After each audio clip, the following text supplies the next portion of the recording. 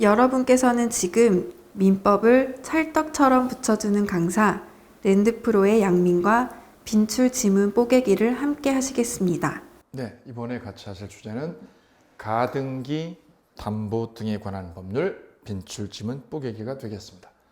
자, 제목에 가등기라는 단어, 그 다음에 담보라는 단어, 두 단어가 나오죠.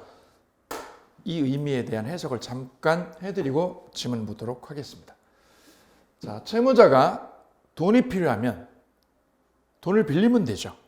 이때 돈을 빌릴 때 이렇게 돈 1억을 채권자한테서, 사채업자한테서 돈 1억을 빌렸어요. 우리는 이를 소비대차 계약이라고 해요. 소비대차로 돈을 빌리고 살고 있는 부동산을, 집을 사채업자인 채권자 앞으로 담보 설정을 하게 되죠. 담보를 잡히게 되는 거예요. 돈 빌리고 내 집을 담보로 잡히는 거예요. 이때 담보 설정할 때 채권자 앞으로 가등기를 쳐주면 가등기 담보라고 하고, 소유권을 아예 이전 등기해 놓으면 내 집 등기를 누가 앞으로? 채권자 앞으로 소유권 이전 등기를 해주면 이를 양도담보라고 해서 두 개를 구별해요. 둘 다 본질은 이 채무자가, 가령 흥부라고 하면 흥부가 돈을 빌리고요. 내가 돈을 차용해서 빌리고 내 집을 뭐 한 거죠? 집을 담보 설정한 거야. 담보 설정. 그래서 채권자 앞으로 가등기를 걸어주면 가등기 담보.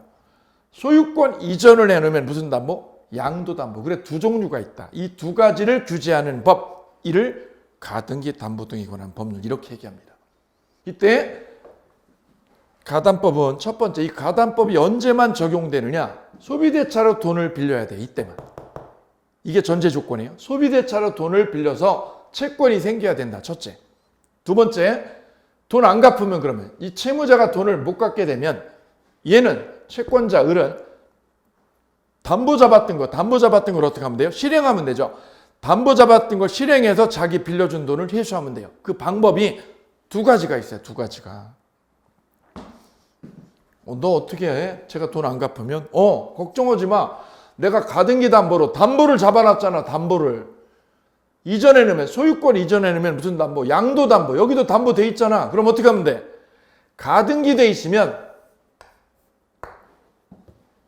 본등기 해가지고요. 본등기 해가지고 저 집을 내가 먹으면 돼. 집 먹어. 이걸 뭐라고 그래요? 집 뺏기라고 그래요. 뭐 뺏기? 집 뺏기. 내가 집을 뺏어버리면 돼, 그냥. 어떻게? 본등기에서. 이때 본등기 하기 전에 3단계죠. 3단계 청산 절차를 거쳐야 되는데, 첫 번째가 청산금이 얼마인지를 통지한다. 청산금이 뭐냐? 얘가 돌려줄 돈이 얼마인지를 알려주는 것. 이걸 청산금 통지라고 그래요. 이게 왜 나왔느냐? 빌려준 돈은 1억인데 이 집의 담보 가치가 10억이야, 10억. 그러면 채권자가 빌려간 돈, 채무자가 빌려간 돈을 얘가 상환을 못하게 되면 채권자가 지금 뭐 하려고 그래요? 집 뺏기요. 즉, 집 먹는 거죠. 집을 먹을 때 차액을 돌려주라는 거예요. 시가 10억에서 빌려간 1억. 시가 10억 마이너스 1억. 빼면 얼마? 9억이죠. 그 9억을 청산금이라고 한다. 9억을. 10억 마이너스 1억. 이 차액을 우리는 청산금이라고 그래요. 이때 채권자보다 앞에 선순위 권리자가 있다. 가등기 권리자보다 선순위 권리자가 있으면 선순위 권리자가 빌려준 돈, 얘가 채무자한테 빌려준 돈이 예컨대 3억이다. 그럼 요 금액까지 합쳐야 돼. 왜? 얘도 돈 먹어야 되니까. 근데 후순위자, 채권자보다 후순위자 있어. 후순위자는 계산에 안 넣어. 절대 안 넣어. 왜요? 을보다 뒤에 돈 빌려준 사람은 을이 계산하고 말고 할 여지가 전혀 없는 거예요. 내가 왜 계산해야 돼? 후순위자 것까지. 그래서 청산금 계산할 때 10억에서 빌려준 돈 이렇게 차감하면 되는데 이게 청산금이라고 떨어지는데 반드시 뭐만 집어넣는다? 선순위자만 넣고 후순위자는 절대 포함 안 시킨다는 거죠. 그러면 이 청산금이 나와요. 이걸 통지를 해줘. 채무자한테. 채무자나 이 집을 담보 잡힌 보증인이나 제3취득자한테 청산금 얼마다라고 알려줘요. 너 받을 돈 얼마야? 받을 돈. 10억에서 이거 빼면 너 받을 돈 얼마다라고 알려주는 거죠. 알려주는 게 1단계. 그리고 두 번째 단계는 2개월의 청산 기간을 거치는 거죠. 2개월의 무슨 기간? 청산 기간을 거쳐줘. 청산 기간. 이거 반드시 거쳐야 돼요. 2개월. 그리고 마지막은요. 마지막은 청산금 얘한테 돌려주는 거예요. 청산금을 돌려주고 채권자가 저 집을요. 집을 먹는 거예요. 청산금 반환입니다.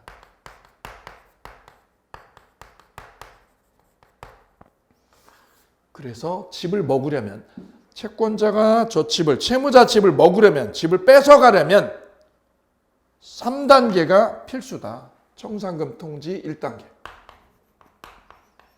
지금 집을 먹어야 되는데 제가 분필을 먹었어요. 집을 먹어야 되는데 분필을 먹으면 안 돼요. 집을 먹으려면 첫째 청산금 통지하고 두 번째 몇 단계 거치고 2개월 거치고 세 번째 청산금 주고 3단계. 이 3단계를 거친 다음에 채권자가 이 채무자 집을 먹어요. 그래서 집 뺏기의 결론은 뭐 하는 거죠? 집 먹는 거예요. 집 먹는 거. 1단계, 2단계, 3단계. 이거 암기하셔야 돼요. 그래서 가등기 권리자가 가등기 쳐놨잖아요. 못 갚으면 본등기 치면 돼. 본등기. 결론이 청산금 주고 본등기 치는 거예요. 본등기. 그럼 본등기 치려면 본등기를 한다는 거는 집 등기를 가져오는 거죠. 어떤 전제하에? 청산금 돌려주는 전제하에. 청산금 돌려주고 네가 본등기 치라고. 이 단계 거치고. 이게 담보권 실행입니다. 이를 뭐라고 그러냐? 귀속청산이라고 한다. 무슨 청산? 귀속청산. 귀속청산. 집을 뺏어갈 때 채권자가 집을 뺏어갈 때 3단계를 거쳐가지고 본등기를 치는 거야. 본등기를 치는 거야. 무슨 청산? 귀속청산. 이 3단계는 반드시 준수해야 된다라는 거죠. 이걸 안 거치는 거. 청산금을 안 줘버리든가 2개월을 안 거치든가 청산금 지급 안 하든가 이런 거는 처분청산이라고 해서 가담법은 허용하지 않아요. 귀속청산을 먹히는데 뭐는 안 돼요? 처분청산. 처분청산은 가담법이 인정하지 않는다는 게 우리 대법원 판례다. 근데 우리 대법원 입법자는 귀속청산에다가 또 하나 방법이 있는데 바로 경매죠. 경매를 해도 된다라고 했어요. 경매 실행을 해도 돼요. 경매로. 채권자가 이 채무자 쪽에서 돈 못 갚고 계속 뻗디면 얘는 어떻게 하느냐? 집을 먹어. 그냥 집을 먹어. 집 먹어. 그냥 청산금 주고 집을 먹어. 아니면 뭐해? 경매를 해가지고 돈을 먹어. 돈을. 먹긴 먹는데 위하고 달라요. 이건 뭐를 먹어요? 집을 먹어. 귀속청산은. 왜? 집을 본등기해가지고 집을 뺏어가는 게 이거예요. 귀속청산이야. 집을 탐하는 거죠. 얘가. 집을 탐할 때는 귀속청산으로. 본등기해가지고 집을 탐해. 집을 탐해. 저 집이 너무 좋아 보이죠. 반대로 돈을 먹어. 그럼 어떻게 하면 돼요? 경매를 하면 돼. 경매를 하면 얘는 저 가등기 담보가 저당권으로 돼요. 가등기 담보는 뭘로 돼요? 저당권으로 간주를 해버려요. 저당권으로. 그래서 저당권이 되니까 자기 채권액, 자기가 빌려준 1억을 어떻게 해요? 후순위자보다 돈을 먼저 먹어. 돈 먹고 나가 떨어지는 거예요. 이거. 그래서 경매가 되면 가등기 담보는 무조건 절대적으로 뭘로 본다? 저당권으로 간주가 돼서 얘는 어떻게 돼요? 우선 변제받고. 자기가 빌려준 1억을 우선 변제받고 사라져버립니다. 그래서 경매가 되면 가등기는 무조건 저당권이고 무조건 소멸해요. 무조건. 우선 변제받고 소멸한다. 왜? 돈 먹었잖아 1억을. 돈 변제받고 사라져요. 그럼 경매를 안 하는 방법은 뭐 하는 거죠? 귀속청산하는 거예요. 본등기야. 본등기에서 저 집을 먹는 거 집을. 그러려고 가등기를 미리 걸어둔 거예요. 미리. 가등기를 해놓고 안 갚고 뻗디면 집을 먹든가 돈을 먹든가 둘 중에 하나다. 이게 담보권 실행이죠. 이게 가담법의 핵심적인 골격. 그 다음에 양도담보가 있는데요. 이거는 나중에 별도로 기본 강의에서 강좌에서 별도로 중요한 내용 설명하고 짚어드리도록 하겠습니다. 자, 그러면 빈출지문 뽀개기 가담법 첫 번째 지문 같이 하실게요. 첫 번째 지문 만나시겠습니다. 토지의 매매대금 채권을 담보하거나 공사대금 채무를 담보하기 위한 가등기에도 이 법이 적용된다. 키워드, 토지 매매 대금의 키워드요. 이 가담법은 채권이요. 채권이 언제 생겨야 되느냐? 소비대차로 채권이 생길 거. 소비대차, 죽어도. 죽어도 소비대차로 채권이 생겨야 돼요. 근데 지금 설문에 채권이 왜 생겼다고요? 토지 매매대금 채권. 토지를 매매해요. 외상으로 매매했다. 그러면 이거는 소비대차가 아닌 거죠. 그래서 적용 안 돼요. 그 다음 옆에는 공사대금이죠. 공사대금 외상으로 했다. 이것도 소비대차가 아니죠. 그러니 이럴 때는 가담법이 적용되지 아니한다. 적용된다 아니라 적용되지 않는다. 언제만 적용된다? 오로지 소비대차. 그리고 가담법은 딱 하나만 기억하면 돼요. 소비대차로 채권이 생길 것. 그리고 집을 가등기를 해줄 것. 가등기를. 담보 설정으로 가등기를 해줄 것. 그래야 가담법이 작동이 된다라는 거죠. 이어서 두 번째 질문 같이 하실까요? 3억 원을 차용하면서 이미 2억 원의 채무에 대한 저당권이 설정된 4억 원 상당의 부동산에 가등기한 경우 본 법률이 적용된다. 예, 적용되냐 안 되냐. 이거 단순한 거를 더하기 빼기를 하라고 좀 복잡하게 만들었죠. 자, 차용액이 얼마죠? 3억입니다. 3억 빌린 돈. 더하기 빼기 하면 돼요.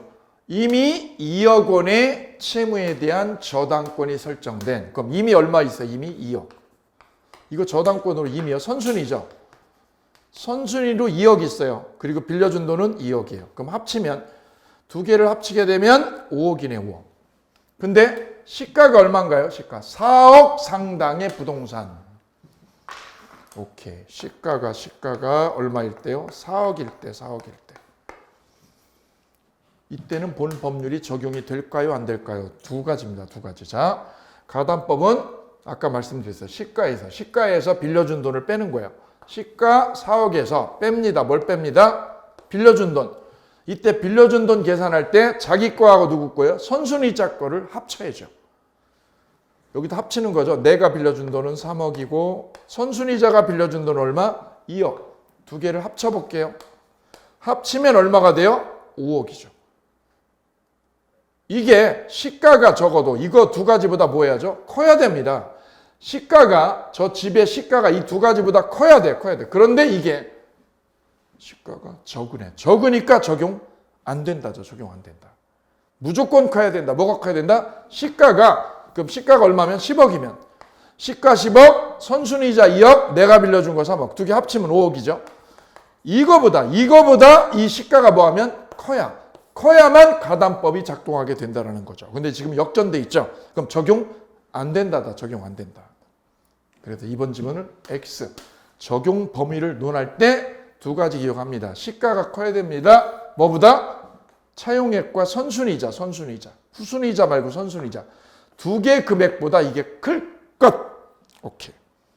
이어서 세 번째 지문. 가등기 담보의 채무자는 귀속청산과 처분청산 중 하나를 선택할 수 있다. 가담법은 귀속청산은 허용이 되지만 처분청산은 안 되죠. 또 이 담보권 선택은요, 채무자가 하는 게 아니에요.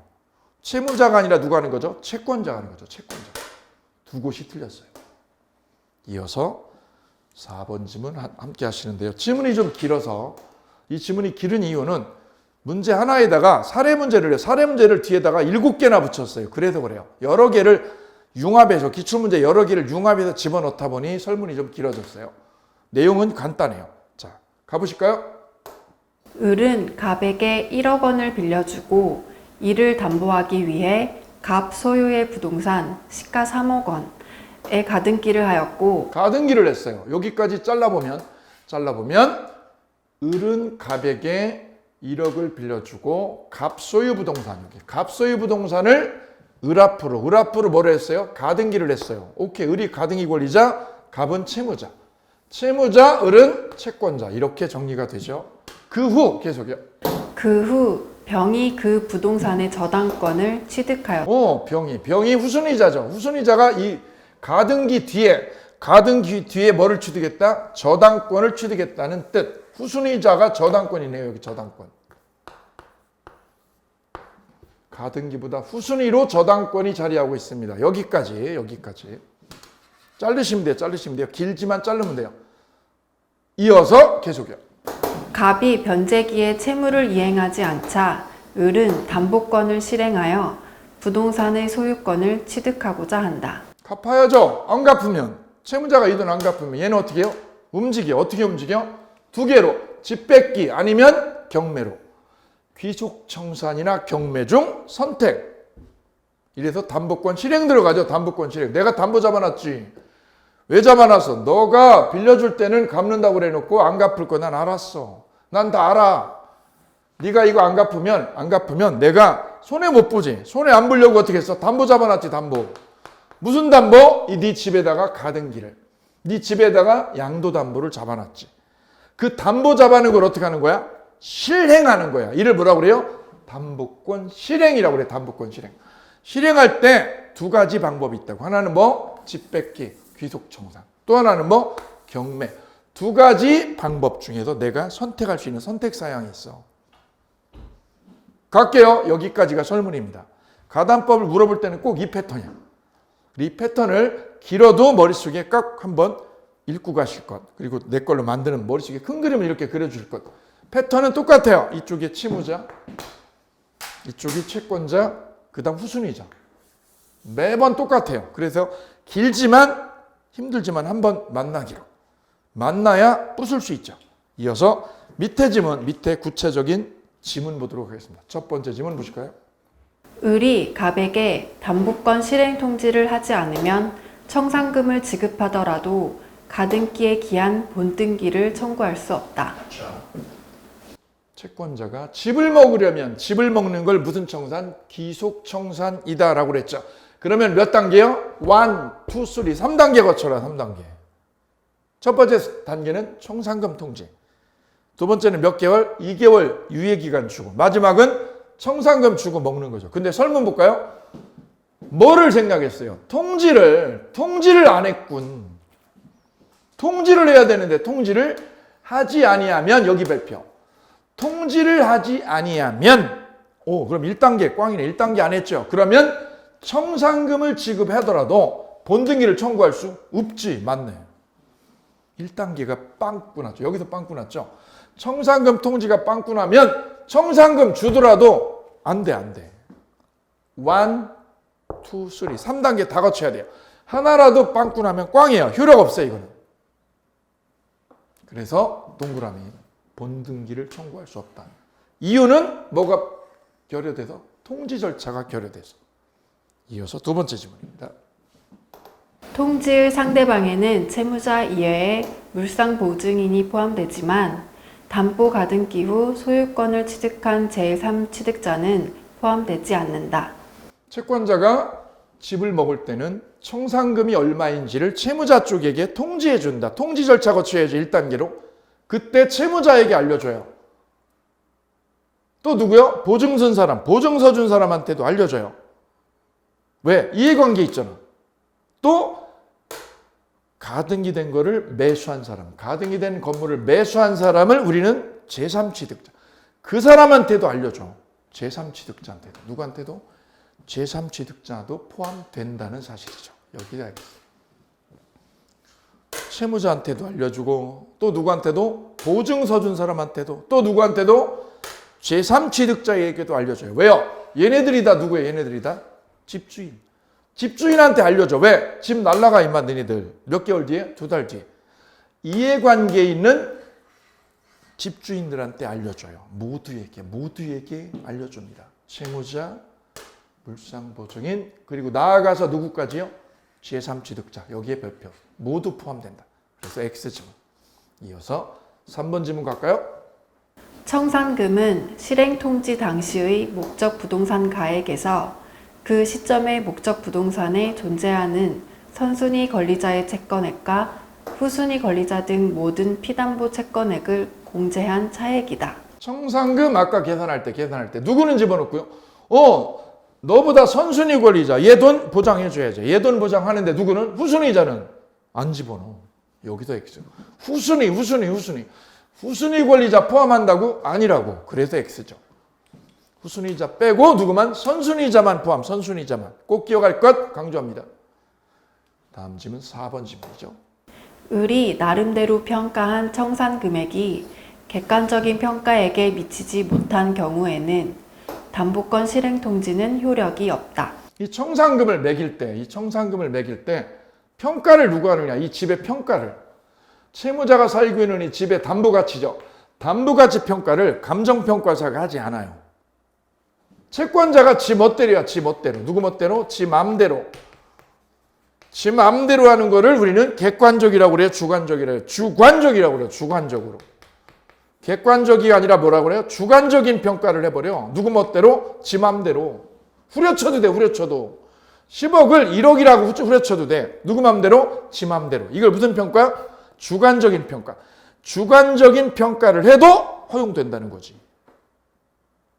오케이. 여기에 핵심이죠, 이게. 그래서 을이 나름대로죠, 나름대로를 다른 말로 바꾸면 지 맘대로 평가한 청산 금액이 객관적인 평가액은 원래 10억이거든요.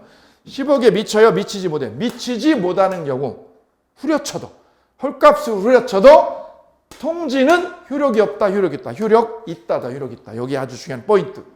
여러 번 출제가 됐었어요. 그래서 청산금 평가는 누구 맘대로? 지 맘대로. 지 맘대로 해도 무효, 유효. 오케이. 그럼 누가 불만이 생겨요? 후순위자가 불만이 생기죠. 아니 저게 왜 10억짜리가 1억이야? 그거 유효야, 유효. 그럼 이거 이상하죠? 그 맹점 있죠. 아니 이렇게 지 맘대로 해도 돼? 이게 법에?